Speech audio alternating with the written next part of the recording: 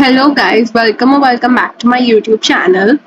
In today's video, we will be discussing Unit 9, that is Lion, the King of the Forest of Class 4th GSEB Board, that is Gujarat Board. So let's start without any further. सबसे पहले we have activity 1 in which you have to identify from the pictures कि कौन से animals हैं, and this is very easy I guess. So the very first picture we have is of lion. The second picture is of tiger. Third one is of peacock जो monsoon के अंदर जो नाचते हैं उनको बोलते हैं peacock. I think हम सबको पता ही है ये तो. फिर owl होते हैं जो रात में जागते हैं. Then we have crocodiles. Actually alligator नहीं है. अगर किसी को डाउट है कि एलिगेटर क्यों नहीं है तो एलिगेटर और क्रोकोडाइल थोड़ा सा डिफरेंस होता है. मैं पिक्चर डाल दूंगी. किसी की बॉडी एक तो मोटी सी होती है, यानी कि ये उनका जो जबड़ा होता है ना उसकी बात कर रही हूँ. ये क्या है, ये क्रोकोडाइल का थोड़ा लंबा सा होता है एंड एलिगेटर का कैसा थोड़ा मोटा सा होता है, थोड़ा सा शॉर्ट होता है. तो this is crocodile. Okay. Then we have deer जो कि बहुत तेज भागता है. Then we have cobra, leopard, bat, then python and bear. Okay. आप इसका स्क्रीनशॉट ले लो या फिर आप मेरे साथ साथ नोट डाउन करते जाओ अपनी बुक में. Using the words like whiskers, claw, paws, tails, wings, beak, fur, feather, describe your favorite animal or bird from the picture given below. Okay. So ये एक्सरसाइज मैं नहीं कर पा रही बिकॉज आई डोंट थिंक यहाँ पे कुछ स्पेस है उसके लिए. Now let's move forward to next thing. Difference between nocturnal and diurnal animals. I hope I'm pronouncing it right. Nocturnal कौन से animals होते हैं? Those animal जो बहुत ज़्यादा activities करते हैं रात में and दिन में वो लोग सोते हैं. Okay. And diurnal कौन से animals होते हैं जो बहुत ज़्यादा काम दिन में करते हैं और रात में सोते हैं. Diurnal जो हो गए वो हम इंसान की तरह हो गए जो कि रात में सोते हैं एंड दिन में काम करते हैं. ह्यूमन थोड़ा सा इधर उधर सा लिख गया है बट आई थिंक आप सबको समझ आ गया होगा. और नॉक्टर्नल वो होते हैं जो कि रात में बहुत ज्यादा काम करते हैं एंड पूरे दिन भर सोते रहते हैं. हम इनके एक एक एग्जाम्पल देखते हैं. मैमल, इंसेक्ट, बर्ड्स, रेप्टाइल्स यानी कि जो रेंगने वाले एनिमल्स होते हैं जो रेंग रेंग के चलते हैं उनकी बात कर रहे हैं, जैसे स्नेक होते हैं ना उसी टाइप के. तो ये सारे किस में आते हैं, ये सारे इसमें आते हैं जो कि दिन में काम करते हैं एंड रात में सोते हैं. और उल्टे कौन से हैं, नॉक्टर्नल यानी कि नाइट. आप ऐसे याद रखो. ठीक है, मैं आपको बताती हूँ कैसे याद रखोगे. ड्यूरनल यानी कि क्या, डे. डे में वो लोग काम करते हैं. ठीक है, डी से डी याद रहेगा. ओके. देन नॉक्टर्नल मतलब नाइट, ऐसे याद रखेंगे हम. एन से एन मतलब नाइट में वो ज्यादा काम करते हैं और दिन में सोते हैं. ठीक है, ये इसकी ट्रिक है याद करने की.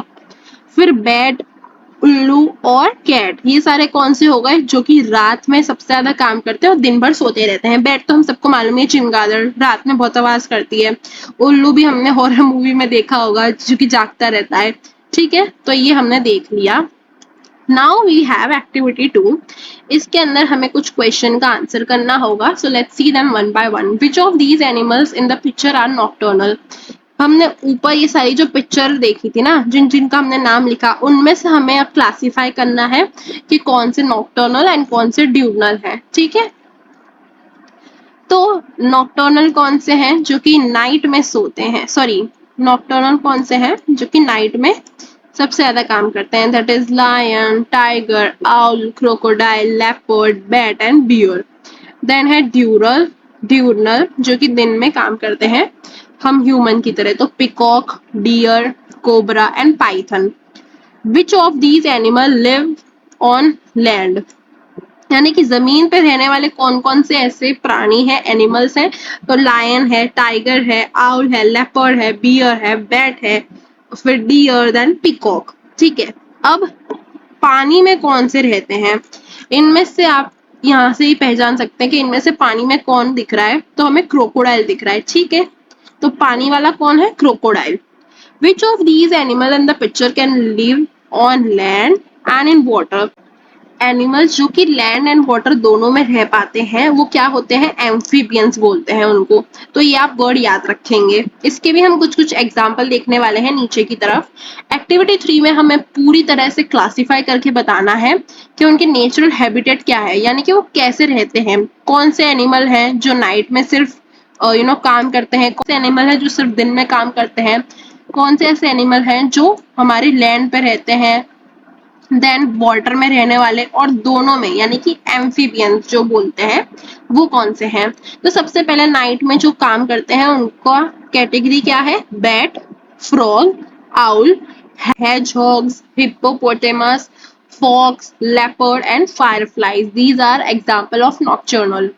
ड्यूनल के कौन से हैं, zebra, elephant, butterfly, sparrow, cow, pigeon, squirrel, deer, जो कि हम दिन भर में देखते हैं, ये सारे आएंगे। फिर हमारी धरती पे या फिर लैंड पे रहने वाले वो कौन से हैं, tiger, zebra, rabbit, gorilla, fox, kangaroo, elephant and wolf.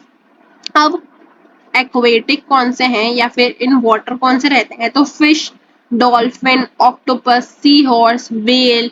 Blue whale क्या है, थोड़ी अलग होती है, बहुत बड़ी सी होती है, वेल से भी बड़ी होती है ब्लू वेल, इसकी वजह से मैंने 2 बार लिखा है। Shark and jellyfish.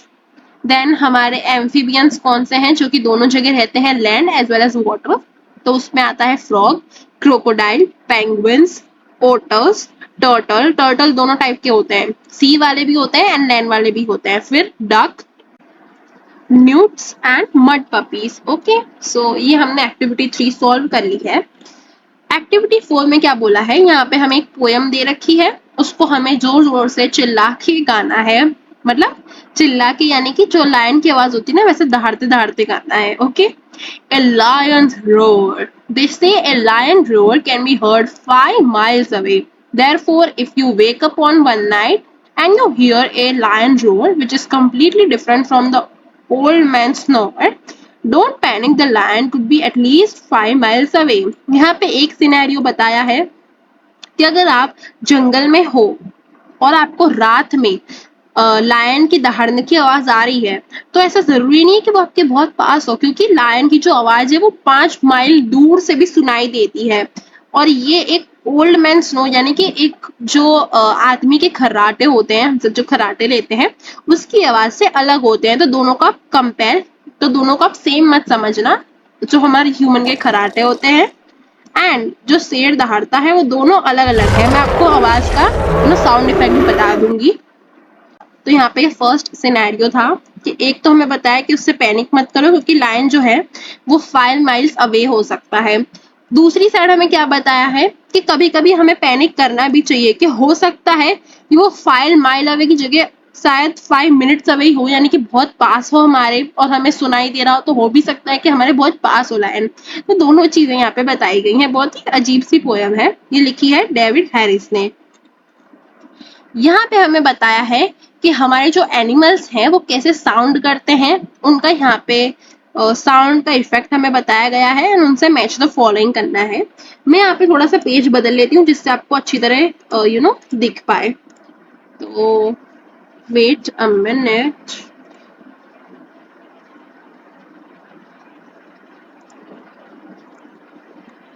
Okay okay, so a cow says moo. Cow कैसी आवाज करती है, मू। ओके, ए फ्रॉग से रिबिट, रिबिट ये फ्रॉग की आवाज है। Sparrow says tweet, tweet. Sparrow कहाँ पे है, ये रही हमारी sparrow. A duck says quack, quack. Duck कहाँ पे है, ये है हमारी duck. A pig says oink, oink. Pig कौन सा है, पिग है ये वाला जो ब्लैक कलर का है। ए शीप से बहा, बहा। ए हॉर्स से नह। ओके, मैंने मैच द फॉलोइंग ऑलरेडी आपके लिए सॉल्व करके रखा था। अब हम आते हैं हमारी एक्टिविटी 6 पे, जो कि बहुत ही ज्यादा अच्छी एक स्टोरी है। तो चलिए गाइस स्टार्ट करते हैं। Dear friends, here is a story about Simba, the lion and the wind। यहाँ पे हमें एक स्टोरी बताई गई है जो कि सिम्बा की है सिम्बा कौन है? एक लायन, एक शेर का नाम है। एंड दूसरा कौन है? विंड यानी कि हवा। इन दोनों के रिलेटेड हमें एक स्टोरी बताई गई है, मैं आपको बीच बीच में पिक्चर्स के थ्रू भी समझाऊंगी। This story is how Simba save non renewable energy that is petrol by introducing renewable energy, example wind. अब आपको इसकी डिटेल में पढ़ाई करनी है तो मैं आपको ऊपर एक प्लेलिस्ट का लिंक दे दूंगी जिसमें मैंने एनवायरमेंट के टॉपिक्स पढ़ाए हैं, जिसमें ये दोनों कॉन्सेप्ट मैंने समझाए हुए हैं। यहाँ पे मैं आपको शॉर्ट में समझा देती हूँ। नॉन रिन्यूएबल एनर्जी कौन सी होती है?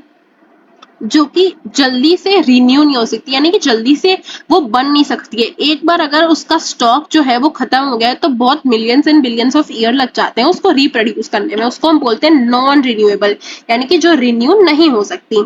उसका एग्जाम्पल है पेट्रोल, कोल हो गया। हमारे जो धातु होते हैं वो ज्यादातर इसमें ही आते हैं। Renewable energy that is wind.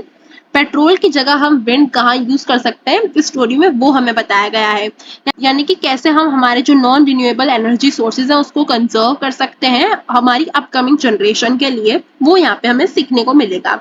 The lion and the wind. There was a very special lion called Simba. बहुत ही ज्यादा स्पेशल लायन था जिसका नाम था सिम्बा, जो कि अफ्रीका के जंगलों में रहता था। कौन सा जंगल? सवाना नाम था। Simba would play in the plains, running and jumping with his friends, the leopards and the other lion in the area. वो बहुत ही ज्यादा अच्छा लायन था सिम्बा। वो खेलता था, दौड़ता था अपने फ्रेंड के साथ, बहुत सारे उसके दोस्त थे। Simba had a very special gift for every time he rode, he created such strong wind. It seemed like a hurricane.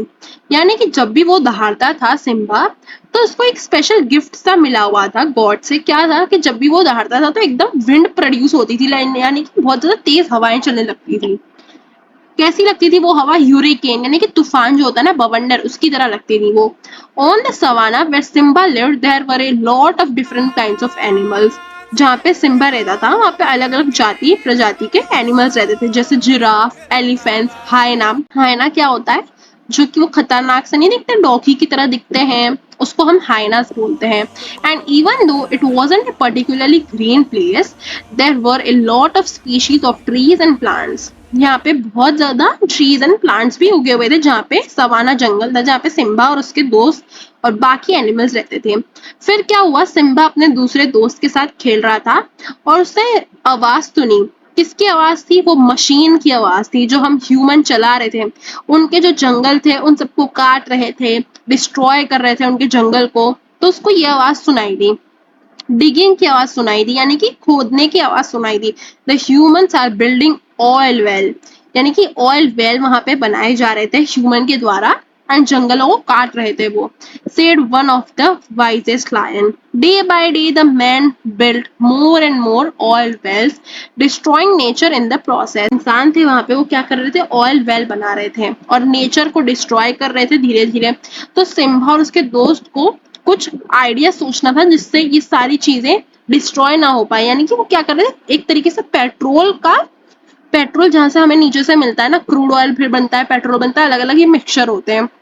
Crude oil से सारे अलग अलग हमें बनाए जाते हैं सारी चीजें, जैसे पेट्रोल हो गया, डीजल हो गया, सारे कुछ क्रूड ऑयल में से बनते हैं। तो ऑयल वेल यानी कि क्या? हम पेट्रोल को निकाल रहे थे जमीन में से, ये वहां पे टेक्नोलॉजी कर रहे थे वो लोग। तो सिम्बा को आइडिया आया कि हमें इन सारे इंसानों को स्टॉप करना होगा, वरना हमारा जो जंगल है वो डिस्ट्रॉय हो जाएगा। और यहाँ पे हमारे नॉन रिन्यूएबल एनर्जी का यूज हो रहा है, यानी कि पेट्रोल क्या है? नॉन रिन्यूएबल, बहुत ज्यादा कम मात्रा में है।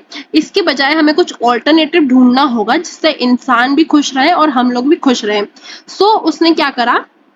एक डिसीजन लिया, wisest lion in the area for a solution. यानी कि क्या हुआ? सब लोग एक जो वाइजेस्ट लायन था उनके पास गए और उन्होंने क्या बोला था? The only solution is for the men to stop using petrol and use renewable energy sources such as wind instead. यानी कि वहां पे जो सबसे होशियार लायन था उन्होंने क्या जवाब दिया कि इंसानों को रोकने का तरीका एक ही है, अगर वो पेट्रोल ना यूज करे उसका एक ही तरीका है, क्या? कि उसके बजाय वो विंड यूज करे, जैसे हमें यहाँ पिक्चर में दिख रहा है, विंड मिल टेक्नोलॉजी जो होती है वो यूज करे। तो सिम्बा ने सोचा हम कैसे उसको विंड प्रोड्यूस करते हैं। तो सिम्बा ने क्या करा? That gives Simba an idea and he decided to help one of the most powerful renewable energies in the world, that is wind power. So he went around all the countries in the world roaring with all his might to create a great wind that helped men use more renewable energy sources. यानी कि हमने ऊपर देखा था ना कि अगर वो लायन जो था, सिम्बा जो था, वो दहाड़ता था तो क्या एकदम से विंड प्रोड्यूस होने लगती थी, हवाएं चलने लगती थी। तो क्या करता था, जगह जगह जाके वो दहाड़ता था एंड इसकी वजह से वो जो विंड मिल का पंखा है वो जोर जोर से घूमने लगता था। ऐसे ही वो लोग प्रोड्यूस करने लगे हमारी एनर्जी को एंड उससे सारे लोग काम करने लगे। In the end, Simba succeeded in getting mankind to stop using petrol and the African savanna recovered completely. तो क्या हुआ एंड में, सिम्बा जो था वो सक्सेसफुल सक्सीड उसने कर लिया, हम इंसानों को स्टॉप करा पेट्रोल यूज करने से एंड हम विंड की तरफ स्विच हो गए। तो उनके सवाना के जो जंगल थे, अफ्रीकन सवाना जो जंगल थे, वो बच गए एंड अभी भी वो बहुत अच्छी तरह है।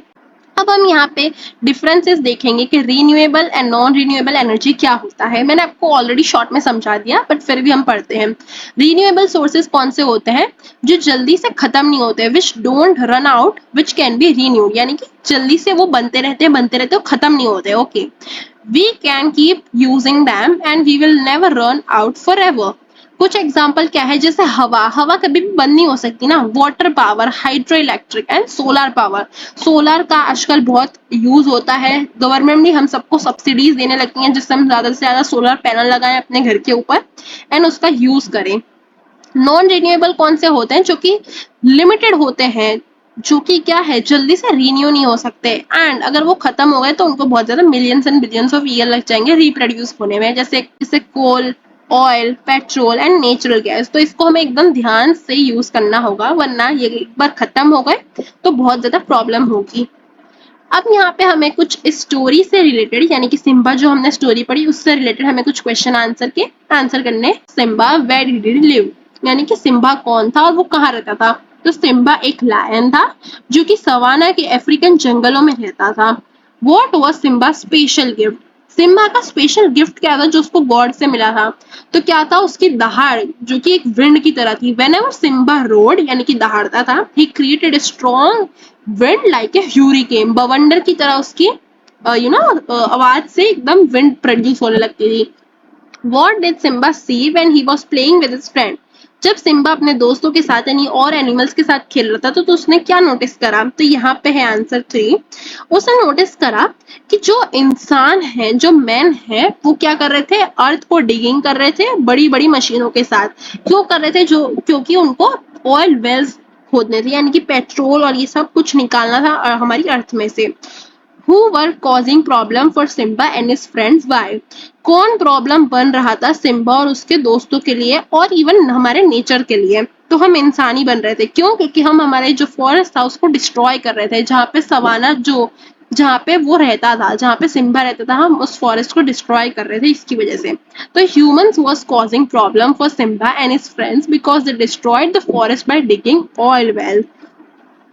Fifth, what did Simba do to recover the savannah? जो सवाना जंगल था अफ्रीका का, उसको बचाने के लिए ने क्या करा। Simba helped human to use wind energy instead of petrol, thus he could save or recover the savannah.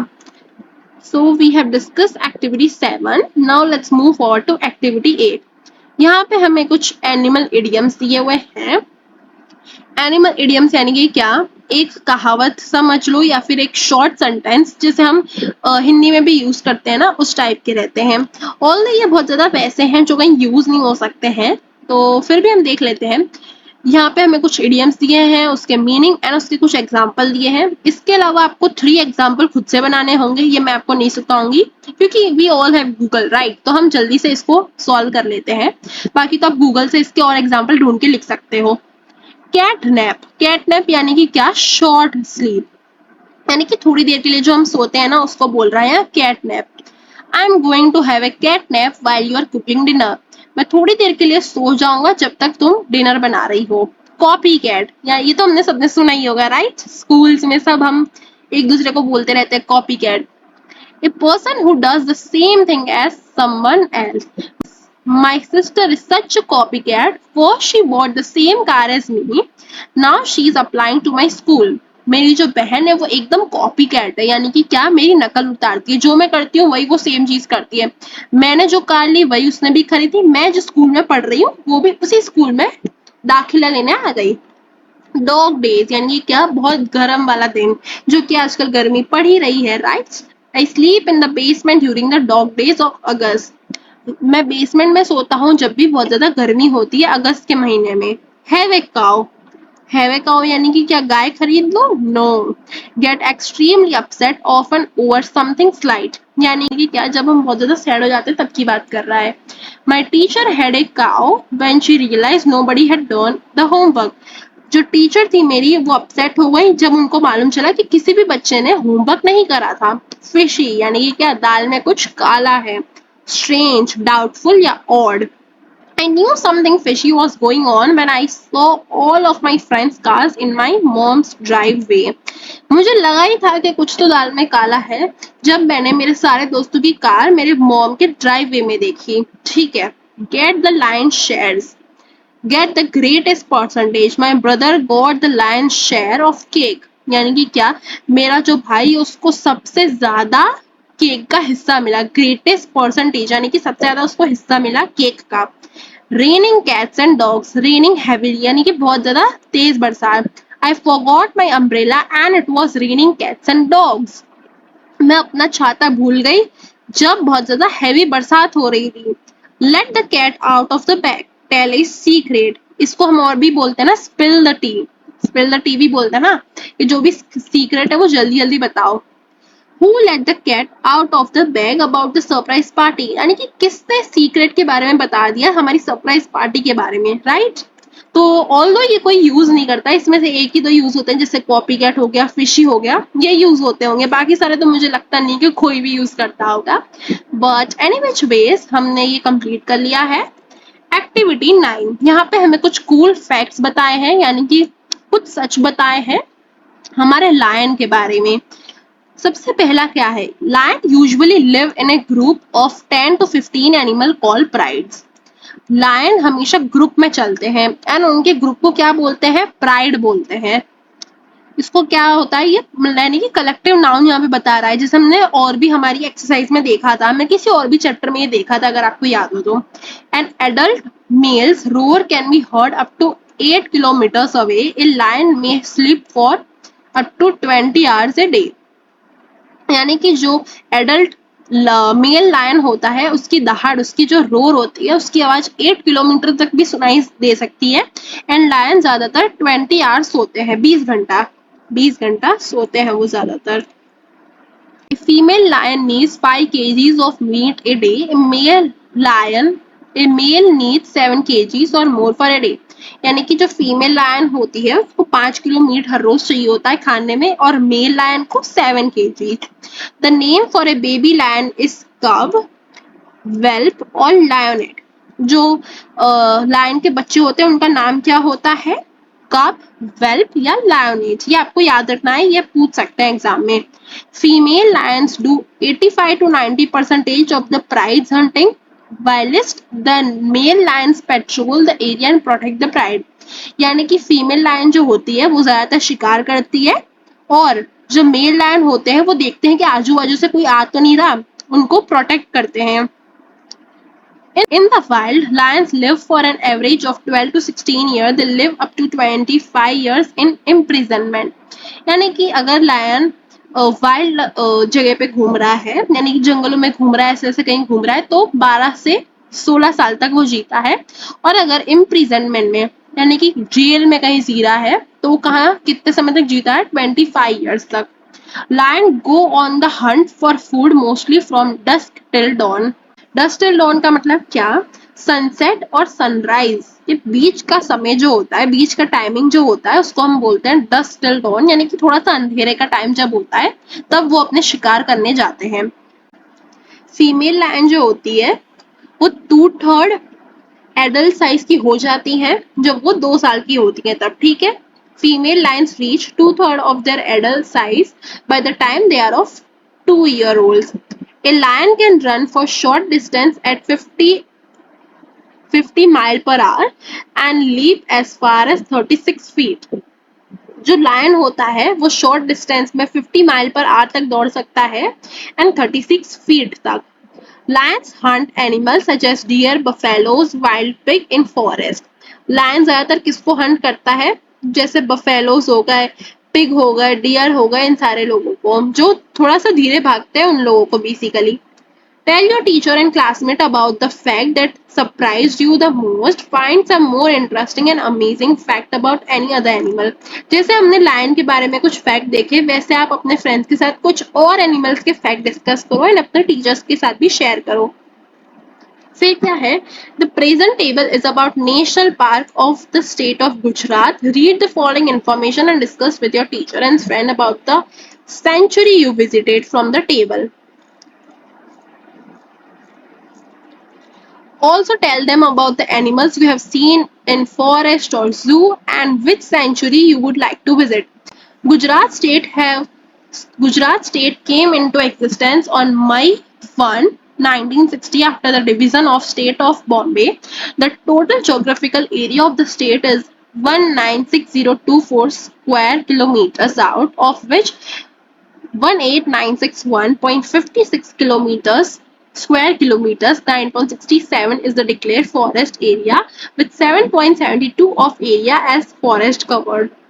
Gujarat state जो एग्जिस्टेंस में कब आया, मई 1960 को, जब डिवीजन हुआ था स्टेट ऑफ बॉम्बे के बाद। Okay, the unique feature of the state are the climate and geographical condition. That is the largest coastline in the country, the salty desert, grassland and wetlands. सबसे यूनिक फीचर क्या होता है कि अलग अलग जो ये अलग अलग क्लाइमेट होता है, जोग्राफिकल कंडीशन अलग होती है, लार्जेस्ट कोस्टलाइन है हमारी, सॉल्टी डेजर्ट है, ग्रासलैंड है एंड वेटलैंड भी है।